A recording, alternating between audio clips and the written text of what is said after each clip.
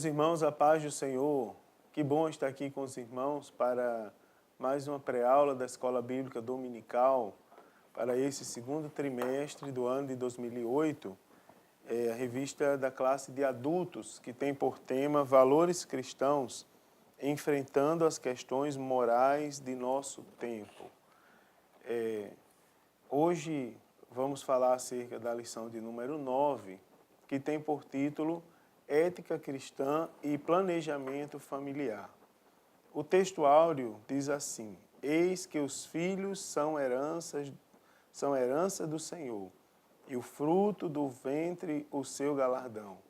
A verdade prática diz: gerar filhos ou não é só uma questão de planejamento familiar, mas um encargo que abrange a obediência aos desígnios divinos para a família. O texto bíblico separado para esta lição está no livro do Gênesis, capítulo 1, versículos 24 ao 31, que diz assim: E disse Jesus: Produz a terra alma vivente conforme a sua espécie, gado e répteis e bestas feras da terra conforme a sua espécie. E assim foi. E fez Deus as bestas feras da terra conforme a sua espécie, e o gado conforme a sua espécie, e todo réptil da terra conforme a sua espécie. E viu Deus que era bom. E disse Deus: Façamos o homem à nossa imagem, conforme a nossa semelhança, e domine sobre os peixes do mar, e sobre as aves dos céus, e sobre o gado, e sobre toda a terra, e sobre todo réptil que se move sobre a terra. E criou Deus o homem à sua imagem. A imagem de Deus o criou, macho e fêmea os criou. E Deus os abençoou, e Deus lhes disse: Frutificai e multiplicai-vos, e enchei a terra e sujeitai-a, e dominai sobre os peixes do mar, e sobre as aves dos céus, e sobre todo animal que se move sobre a terra. E disse Deus: Eis que vos tenho dado toda a erva que dá semente, e que está sobre a face de toda a terra, e toda árvore em que há fruto de árvore que dá semente, ser-vos-ão para mantimento. E a todo animal da terra, e a toda ave dos céus, e a todo réptil da terra, em que há alma vivente, toda erva verde, lhe será para mantimento, e assim foi. E viu Deus tudo quanto tinha feito, e eis que era muito bom, e foi a tarde e a manhã do dia sexto. O objetivo geral dessa lição é conscientizar a respeito da importância do planejamento familiar. Os objetivos específicos é apresentar o conceito geral de planejamento familiar, compreender o que as Escrituras Sagradas dizem a respeito do planejamento familiar e discutir a ética e o limite do número de filhos. Meus amados, essas lições do segundo trimestre são lições que nos desafiam, pois elas levam em conta, cada assunto desse, o que a Bíblia Sagrada ensina sobre cada tema. Ela não leva em conta as nossas próprias convicções. Nós temos presenciado, todos nós, acerca desses assuntos, da forma como eles estão sendo abordados em vários lugares. Em muitos lugares, tem surgido várias discussões sobre os assuntos, discussões até calorosas, pois está se levando em conta a opinião própria e não aquilo especificamente, aquilo que a Bíblia Sagrada aborda sobre os assuntos que estão sendo tratados. A ética cristã, a ética em si é uma ciência que, em termos gerais, é a ciência do comportamento do indivíduo. Mas a nossa ética ela é cristã, ou seja, ela leva em conta o que está escrito na palavra de Deus. Por exemplo, se nós observarmos os temas que estão sendo tratados, vamos supor pegar os 3 últimos temas, a ética cristã e a pena de morte, eutanásia, a ética cristã e suicídio, são temas que eles não fazem parte do nosso cotidiano brasileiro, mas são temas que são discutidos constantemente e levam em consideração, nos desafiam quando o assunto é qual o nosso posicionamento acerca desses assuntos.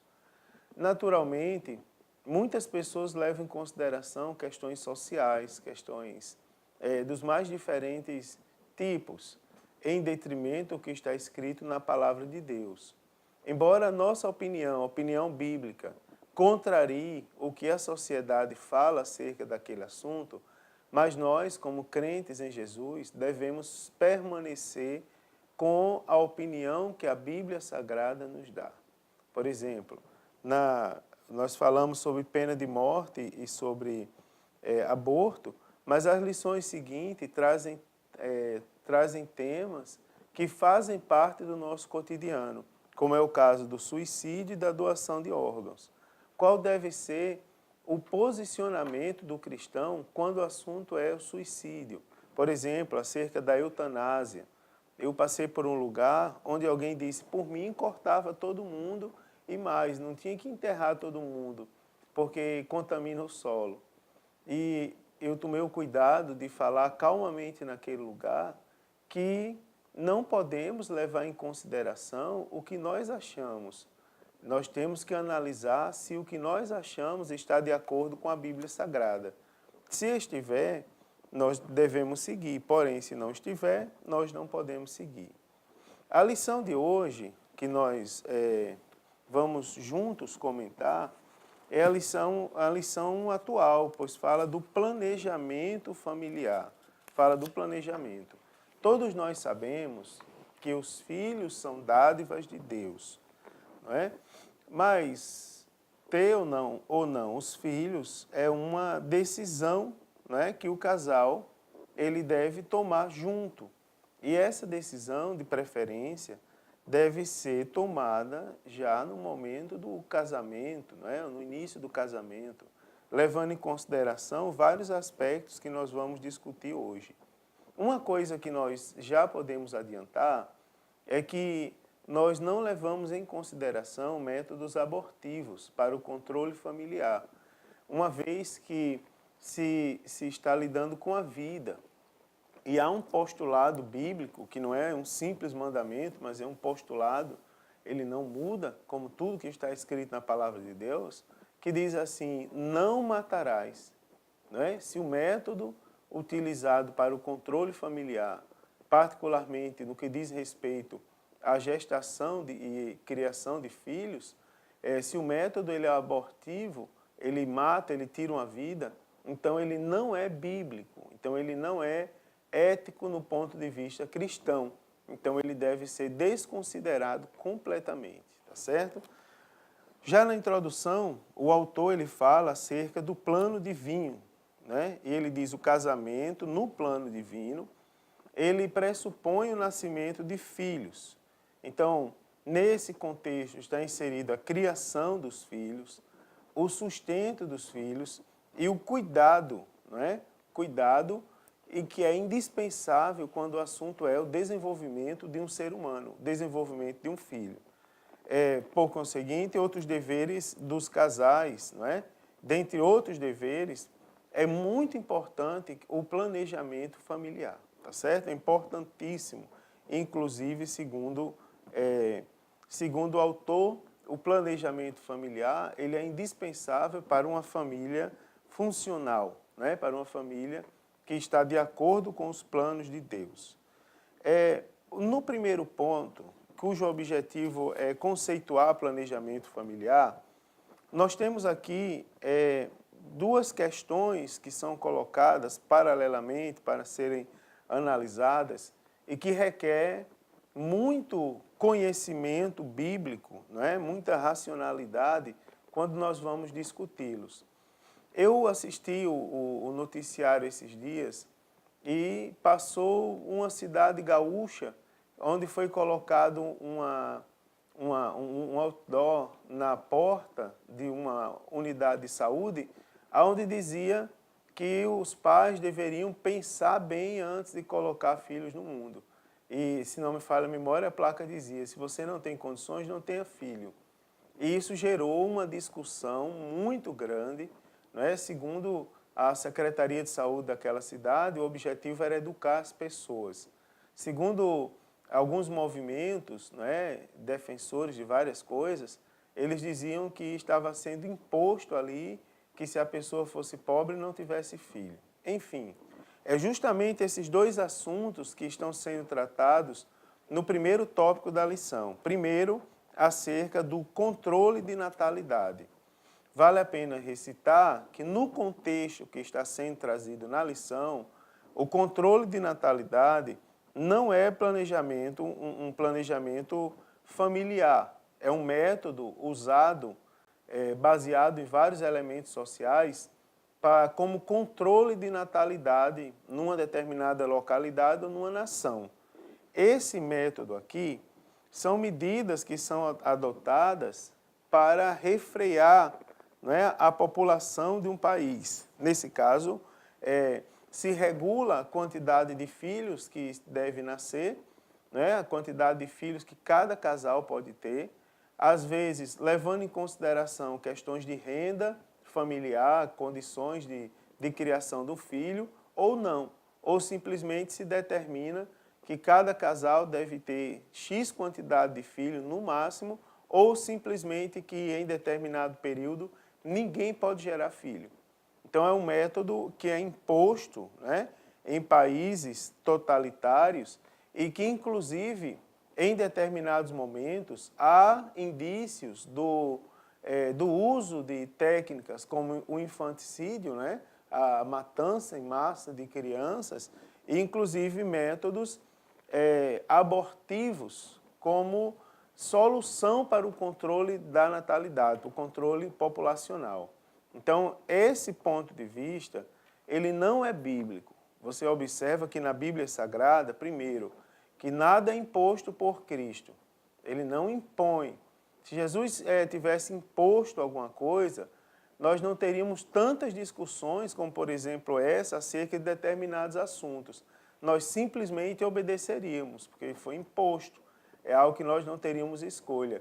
Mas Jesus, ele foi, enquanto esteve no mundo, e é espiritualmente falando, o maior de todos os professores, o primeiro e o maior de todos que já existiu.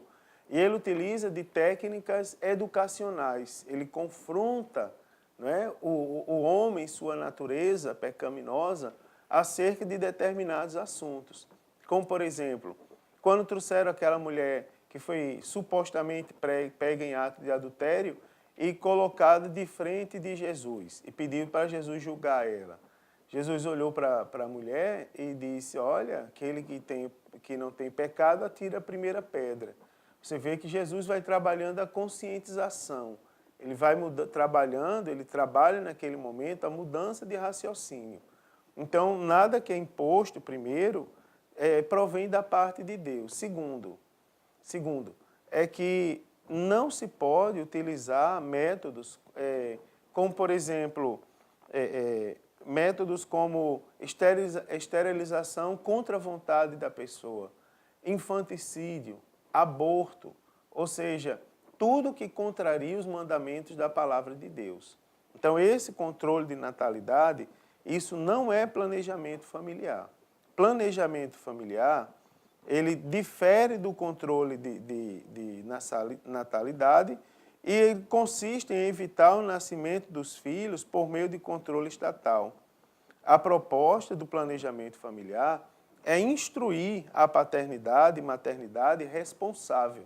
Você vê que há uma diferença brusca acerca no objetivo. Não é impor, não é por meio de métodos antibíblicos, inclusive, mas conscientizar, instruir acerca da responsabilidade da paternidade e maternidade, de fazer isso de uma forma como um cristão deve fazer. Então, é uma decisão voluntária, tá certo? Uma decisão voluntária e sensata por parte dos pais quanto ao número de filhos. quando se fala em planejamento familiar, vários fatores são levados em conta, como, por exemplo, a saúde dos pais, a condição da família, né? No que diz respeito à renda, moradia, alimentação, né? O espaçamento de tempo entre uma gestação e outra, ou seja, vários elementos são citados. E vale a pena lembrar que, apesar de se fazer um planejamento familiar, muitas vezes a gestação, não é? A geração de filhos, ela foge do planejamento familiar. Dependendo do método que for usado para isso, quando o assunto é filhos, eu conheço vários casais que eles planejaram a quantidade de filhos, mas de uma forma ou de outra, acidentalmente ou não, isso fugiu ao controle deles. Então, deve-se levar em conta o princípio de que os filhos são heranças do Senhor, que não se pode matar, que não se pode abordar. Antes, criá-los com amor, né? E admoestá-los conforme a palavra de Deus. Então, no contexto cristão, quanto ao número de filhos, o casal ele deve buscar nada mais, nada menos do que a orientação divina, né? Ou seja, eles se submeterem à oração, se submeterem à direção do Espírito Santo e também levarem em consideração o bom senso. Se nós pegarmos a Bíblia Sagrada, lá na carta do apóstolo Paulo aos Romanos, no capítulo 14, assim vai estar escrito a partir do versículo de número 21. Bom é não comer carne, nem beber vinho, nem fazer outras coisas em que teu irmão tropece, ou se escandalize, ou se enfraqueça. Tens tu fé? Tenha em tu mesmo. Tenha em tu mesmo. Em ti mesmo, diante de Deus. Bem-aventurado aquele que não se condena a si mesmo naquilo que aprova. Mas se tem dúvidas, se come, está condenado, porque não come por fé.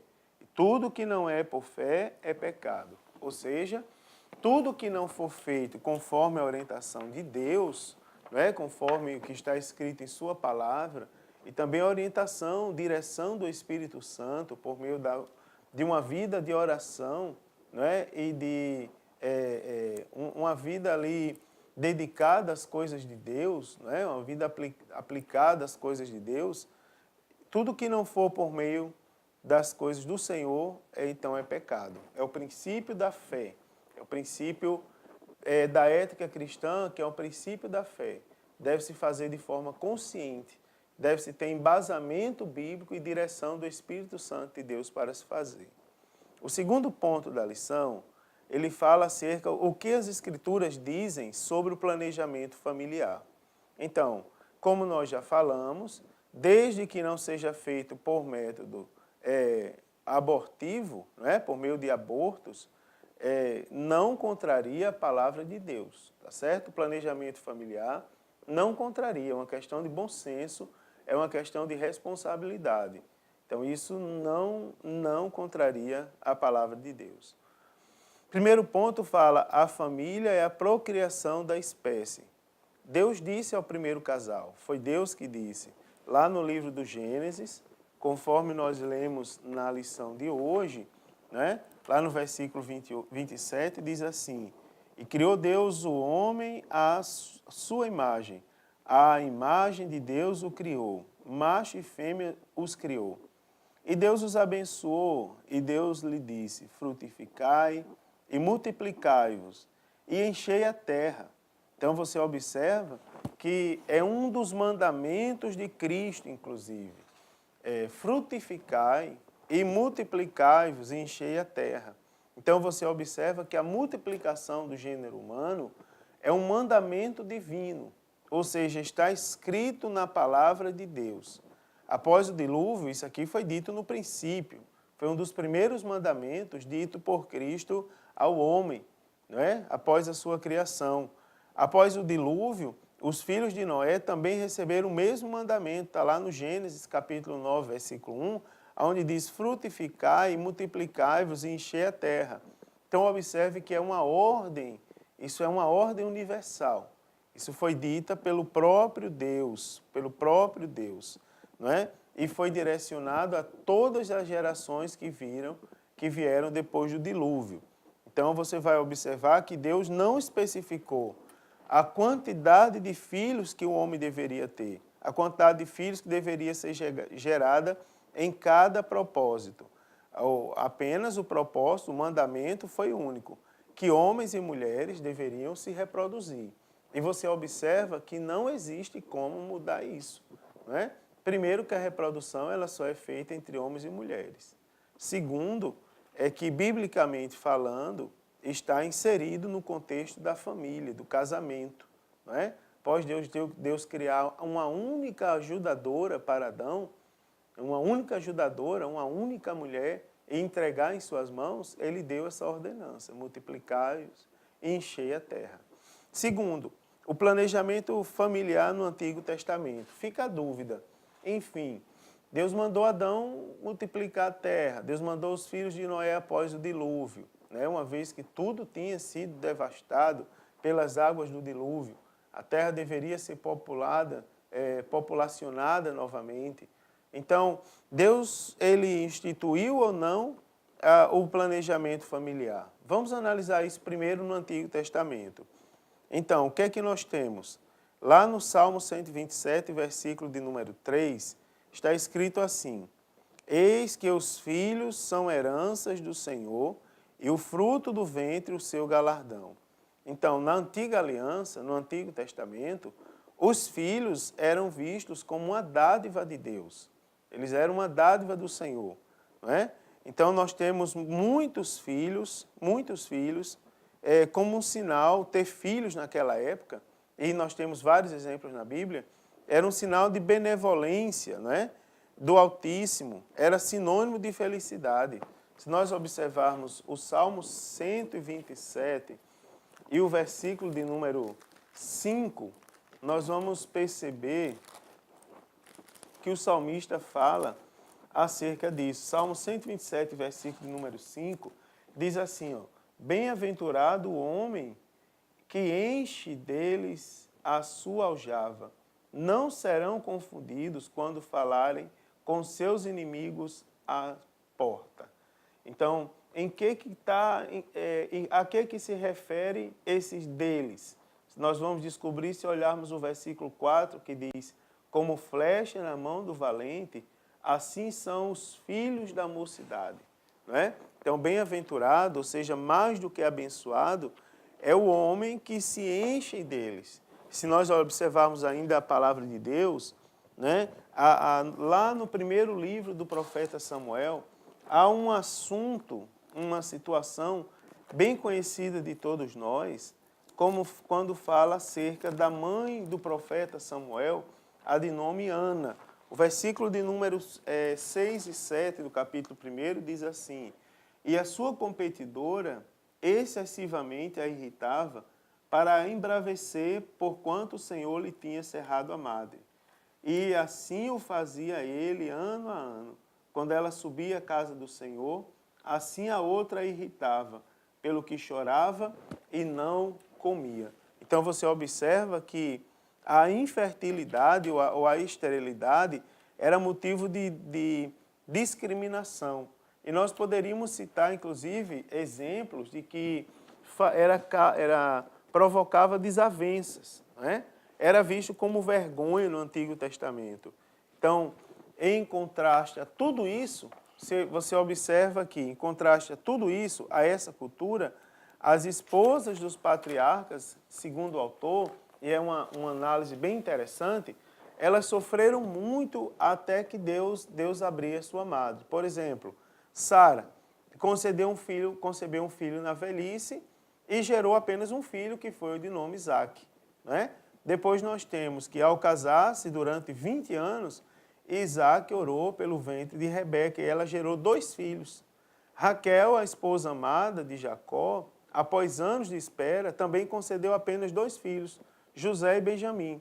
Então, você vai observar que, principalmente nos casos dos patriarcas, nós vamos perceber que houve uma intervenção divina essas mulheres elas eram estéreis e Deus abençoou essas mulheres com certa quantidade de filhos, né? Então houve, analisando, se nós formos parar para analisar com bem calma, né? Com bem profundidade todas essas questões, nós vamos perceber que a vida dos patriarcas ela sempre esteve de acordo com os planos de Deus, com a vontade do Senhor para a vida deles.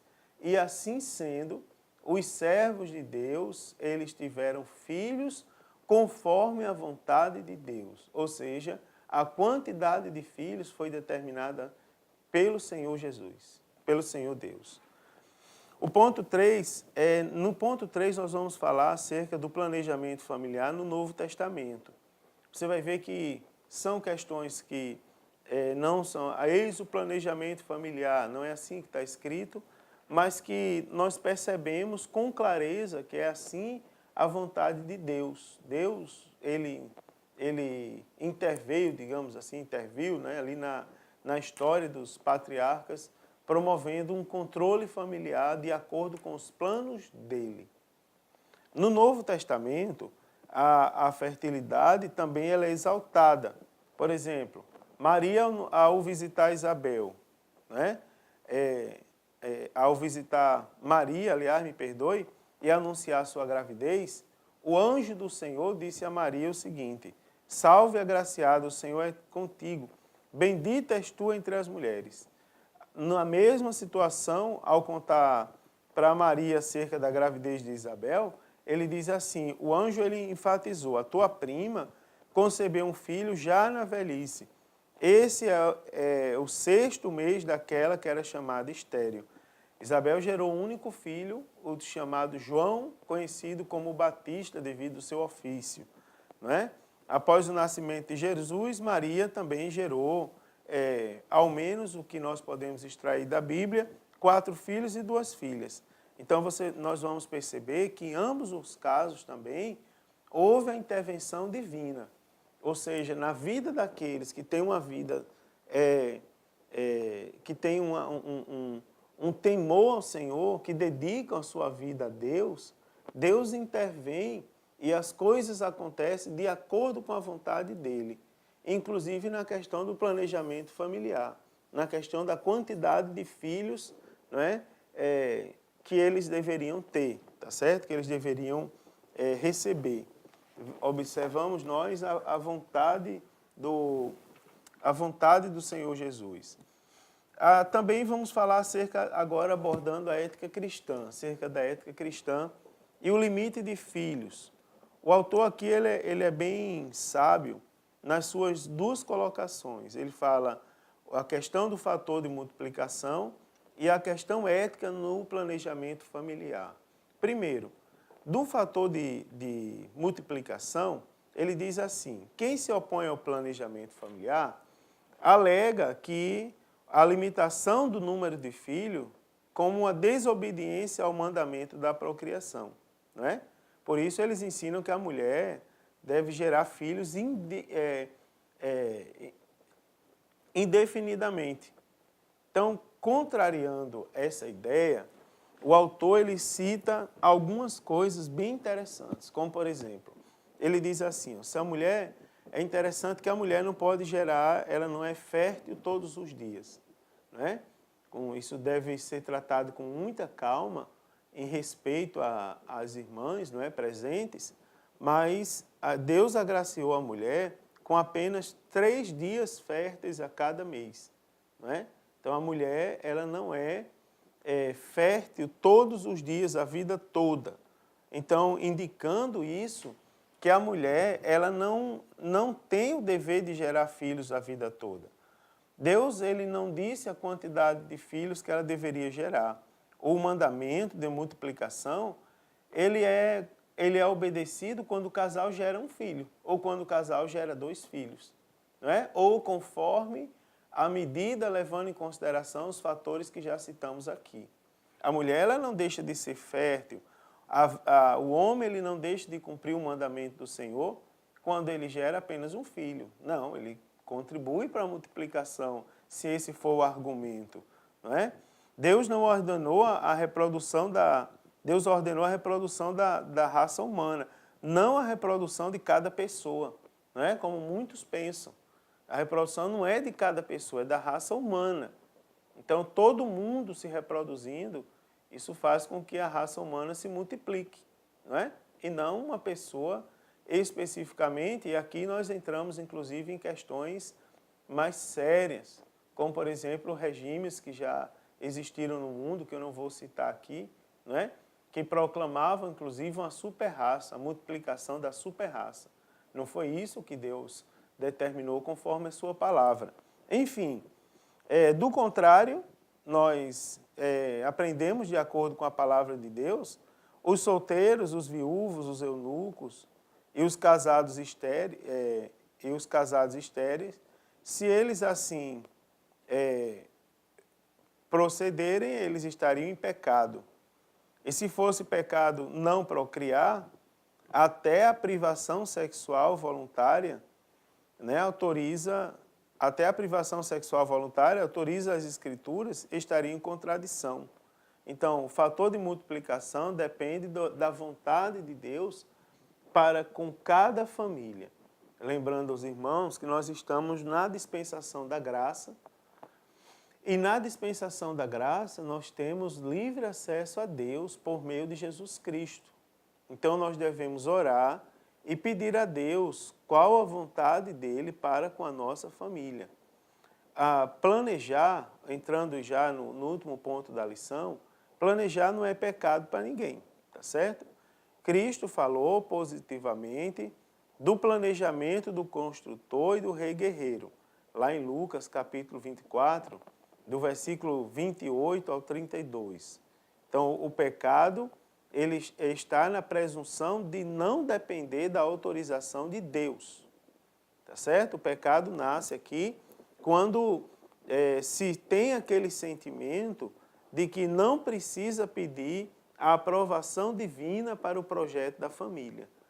Nós estamos comentando lá no programa do rádio do nosso departamento de discipulado da Assembleia de Deus de Joinville, acerca da família cristã.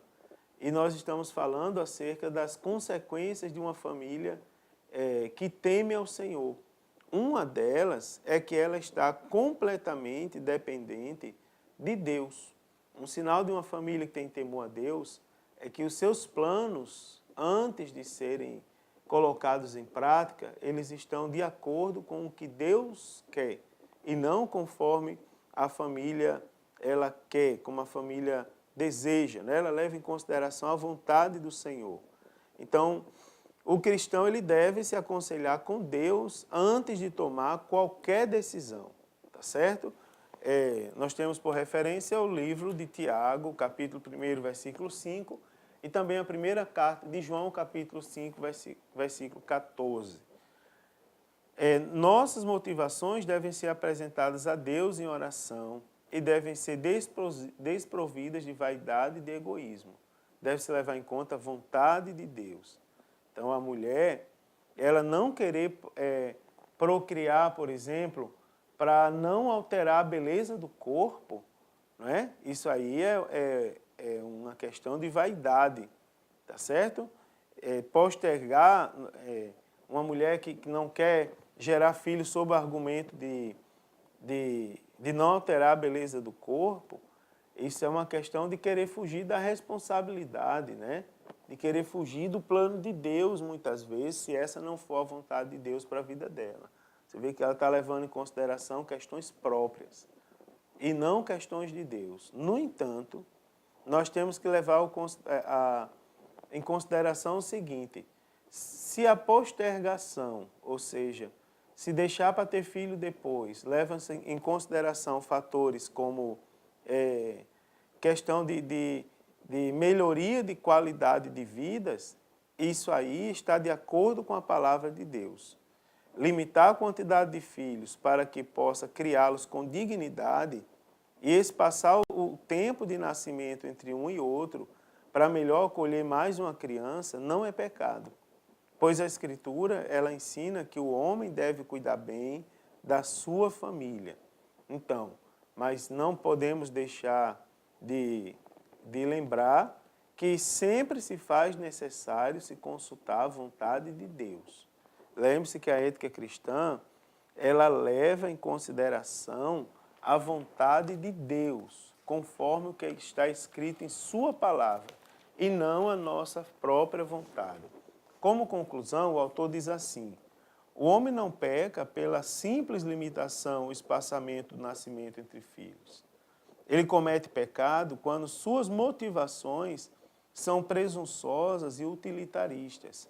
O cristão que consulta ao Senhor e aceita a vontade divina na limitação do número de seus filhos é abençoado em toda a esfera da sua família.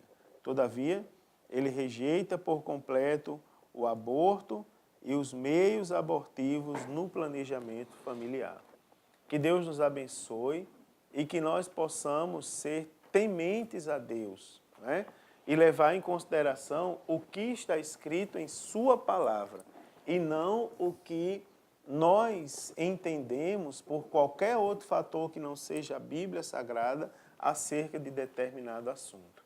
Que Deus abençoe os irmãos, que possam ter uma excelente aula na escola dominical e que, se Jesus não voltar, nós publicaremos também a próxima lição, o comentário da próxima lição, que fala acerca da vida financeira, ética cristã e a vida financeira. Que Deus abençoe, queridos. Amém.